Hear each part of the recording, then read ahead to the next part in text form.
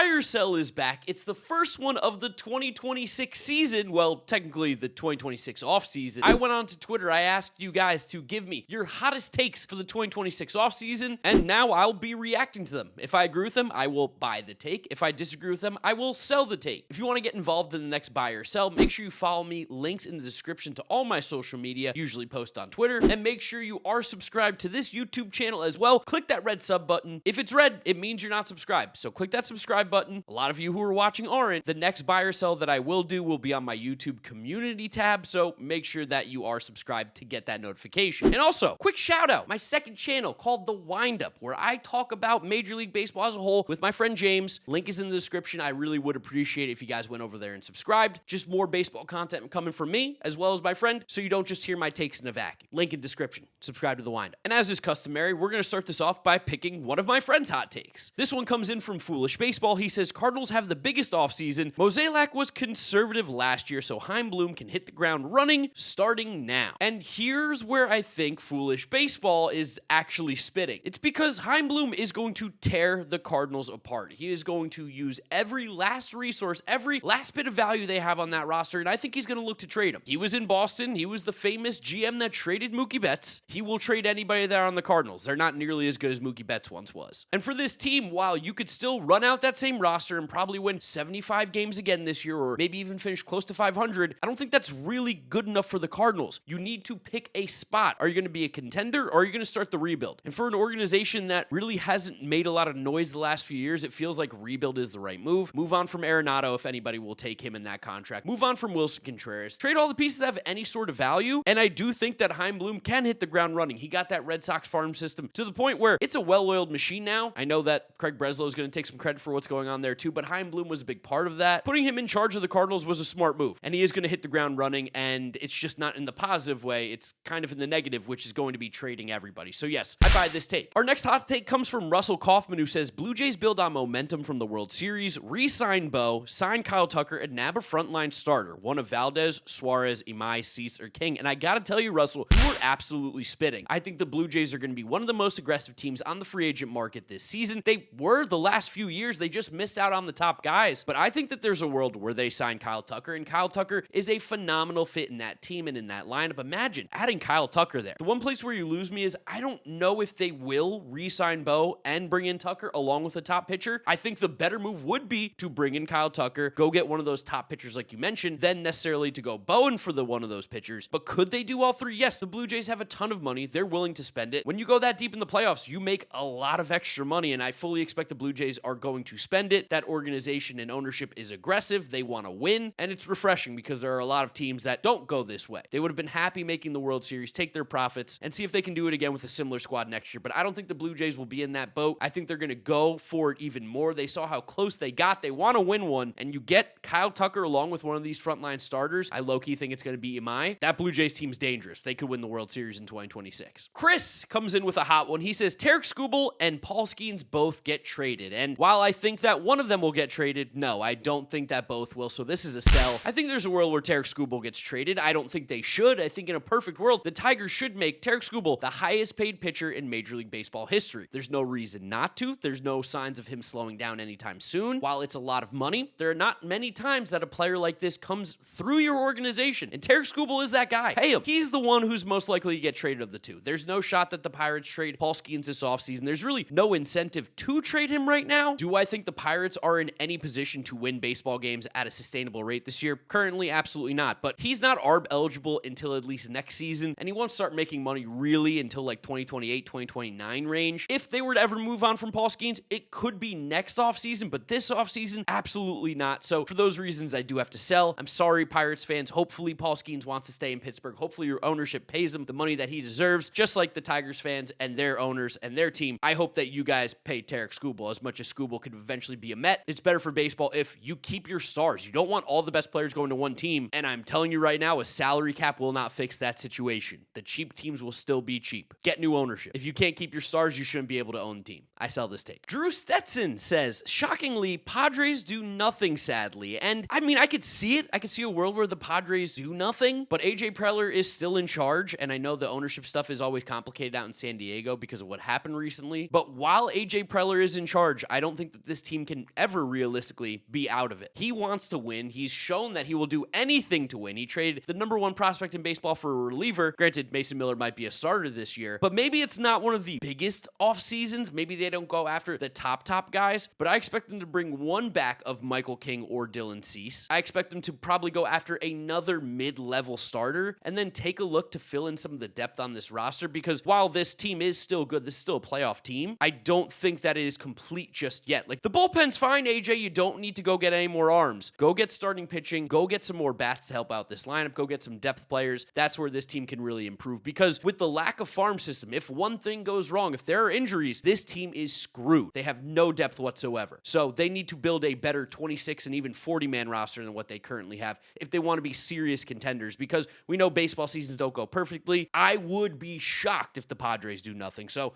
I sell. The JIMP tells me Mets sign Alonso, Bregman, and trade for Skubal. As much as I think that two of these things could happen, realistically, I only think one of them does. And I think the best chance for the Mets to do any of these three is to re-sign Pete Alonso. And while I think they're the betting favorites to bring back Pete, there are obviously teams that could go and get Pete Alonso as well. He wants his money. If the Mets don't reach his number, and let's say a team like the Red Sox do, or maybe a surprise team we're not even considering, Pete's going to go sign there. He's not going to show any loyalty because the Mets were the team that drafted him, and that's the team that he came up with and made his debut and has the most home runs in franchise history. Nor should he. Go get your bag. I want Pete back. I want him on a reasonable contract for both sides, and I do think of the three, this is the most likely. Next being the trade for Tarik Skubal, just because the Mets have the prospect package that the Tigers could be looking for if they were to make an insane trade moving Tarik Skubal this offseason. And the least likely being Alex Bregman. I don't think the Mets are going to bring in Bregman. I would be shocked, honestly. I think they like Brett Baty at third base, and Brett Baty low-key had a pretty good season. Bregman is better. This is not me saying I think Brett Baty is better than Bregman. That would be insane. Bregman is the better player. But for a Mets roster that's a little financially constrained in terms of how much they're getting penalized with luxury tax, you want to be able to have some of these positions be occupied by cheaper, freer players, and Brett Baty was good last year. Bregman is better, but for the money, the Mets might be better off using that money and get that luxury tax penalty on, let's say, starting pitching or bullpen, to which they have almost no bullpen arms right now, or signing their power first baseman in Pete Alonso. So I like the idea, JIMP, but I am going to have to sell this take because, truthfully, I only think one of these three things happen, but I like where the head's at. Let Buster Posey Cook says Giants trade for Joe Ryan. Ooh, okay. I mean, listen, I don't hate this take by any means. I think this is actually a pretty good one. So, you know what? I'm going to buy this. The Giants hater is buying a positive Giants take for once. Reason being, the Giants are without a doubt going to be adding a frontline starter to this rotation this offseason. Whether it be one of the guys on the free agent market, let's say it's a Tatsuya Amai, let's say it's Framber Valdez, or on the trade market, which could be a Joe Ryan, a Pablo Lopez, a Sandy. Maybe they go after Tarik Skubal. Again, I'm not quite sure. Freddie Peralta seems like he's really not available, but I could see Joe Ryan fitting with the San Francisco Giants. Buster Posey doesn't seem like he's a guy who's interested in rebuilding, so I have a feeling he'll be very aggressive on the trade market as well as the free agent market, and Joe Ryan looks like he could be on the move from the Minnesota Twins, who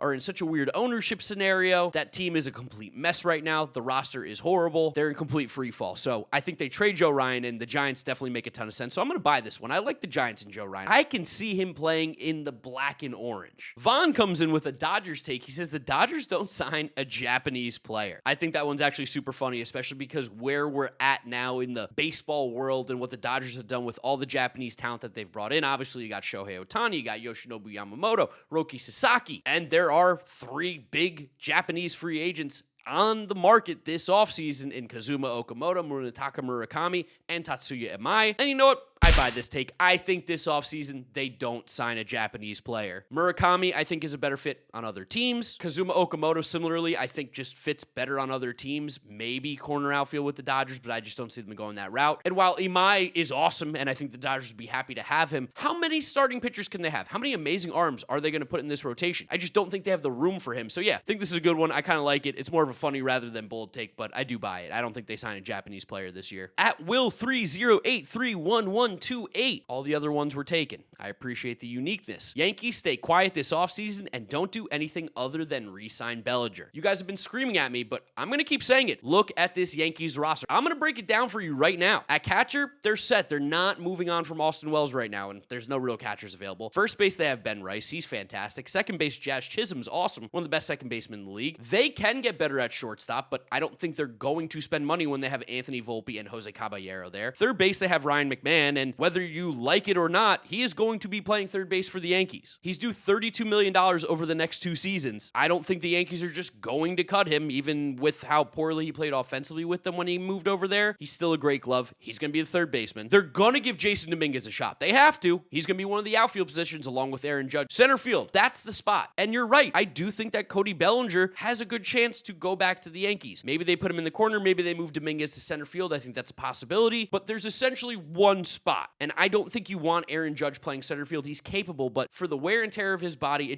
it doesn't make sense to put him out there. And then when you look at this Yankees rotation, there's no real room for guys right now. They've got like $1 billion tied up to Garrett Cole and Max Fried and Carlos Rodon. You still have Luis Gil, who is great. Cam Schlittler. Can't forget Cam Schlittler. You have Will Warren. And then in the bullpen, yes, they're probably going to get some bullpen arms, but Dave Bednar, Camilo Doval, Fernando Cruz, Tim Hill, Mark Leiter Jr., and then guys like Jake Bird, I just don't think are not going to be a part of this bullpen at some point. I don't see where the Yankees spend a ton of money this offseason. They just don't really have the flexibility. They are going to be getting depth pieces. Their bench is weak. JC Escarra, Braden Shoemake, Jorbit Vivas, and Oswaldo Cabrera is the projected bench as of right now, according to Fangraphs. Spencer Jones is technically on the 26-man roster. If they were to go into the season with the exact team they have right now, they're going to get depth guys. They're going to get one more outfielder. It could be Cody Bellinger. I totally could see it. So yeah, I'll buy that take. Sure, Yankees stay quiet this offseason. Don't do anything other than sign Bellinger. There's not much else that they really can do. They have the one outfield spot, and the rest of the team, I don't think they spend that much money on. But you Yankee fans will yell and scream at me in the comment section despite knowing your team better than you do. But that's why you guys are Yankee fans.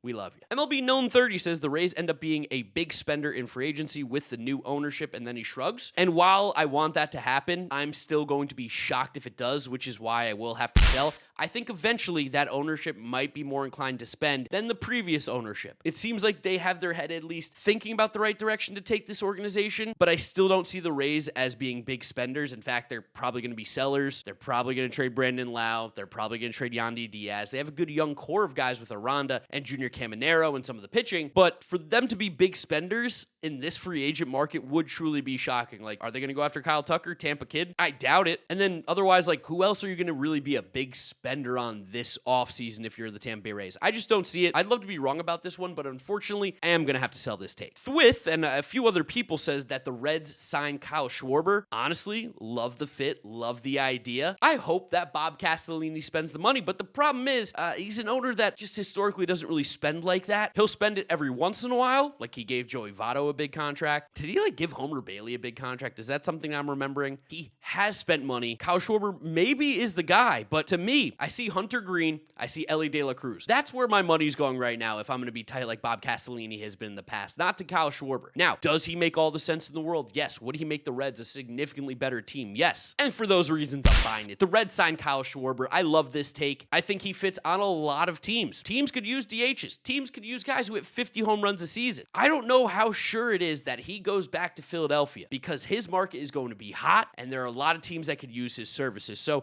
sure, the Reds sign Kyle Schwarber. Totally. I buy it. Let's go, Thwith. Greg Meacham says Adley Rutschman gets traded and finishes in the top 10 of MVP voting on his new team. So there's two things that I don't feel great about in this one, which is why I'm going to sell it very, very quickly. One, I don't think the Orioles are going to trade Adley Rutschman. I know you've got Samuel Basallo, but I don't know how much of a catcher Samuel Basallo truly will be in the future. I see his home being more of a first base position. Of course, he has a cannon of an arm, but I think defensively, I just don't see it being a home for him, especially because he's going to be so good at the plate. I don't know if you really want to risk that bat getting beat up behind home plate. Also, Adley Rutschman still has value, but he's probably never going to be that top 10 MVP player again. Now, there are some things on the back end that he did this season that I did like. He did improve his bat speed a little bit. Defensively, he returned to being a better defensive catcher, but the offensive numbers went down and down and down for another season. I'm not saying that he can't bounce back, but I feel like the top 10 MVP voting Adley Rutschman that we once saw, he's going to have to prove it before I can kind of have that feeling. And I just don't think the Orioles trade him on what's going to be one one of his lowest values. Like, he's going on 1,000 straight plate appearances